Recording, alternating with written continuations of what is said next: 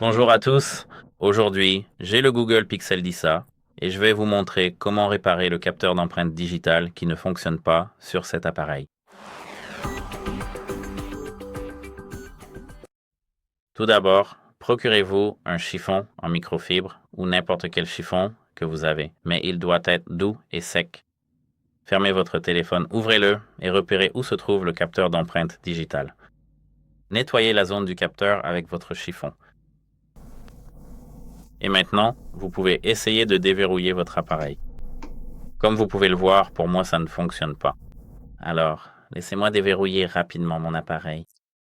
Et maintenant, si vous avez un protège-écran installé sur votre téléphone, soit vous allez dans les paramètres, puis dans l'affichage et le tactile, et ici, vous devez trouver où est-ce que c'est, sensibilité tactile, et appuyer sur augmenter la sensibilité ou retirer simplement ce truc. Parfois, il peut être problématique d'utiliser le capteur d'empreinte digitale lorsque vous avez un protège-écran. Parfois, pas toujours, mais parfois.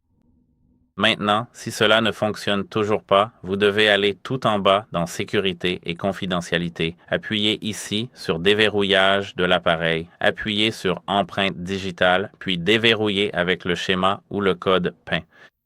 Appuyez sur cette icône de corbeille à côté de votre empreinte. Appuyez sur Ajouter une empreinte digitale, puis scannez à nouveau votre doigt. Parfois, changez, comme vous pouvez le voir, légèrement la position du doigt. Et parfois, il est également nécessaire de bien nettoyer l'écran de fond en comble.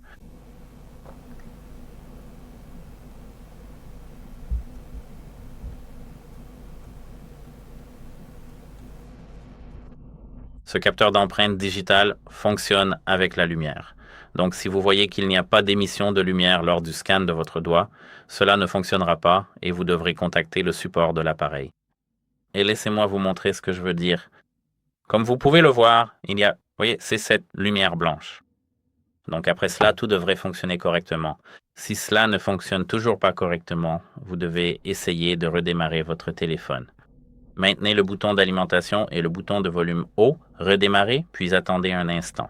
Et après ce redémarrage, tout devrait fonctionner correctement. Si ce n'est pas le cas, vous devez contacter le support de l'appareil pour faire réparer votre appareil. Laissez-moi attendre que l'appareil soit allumé.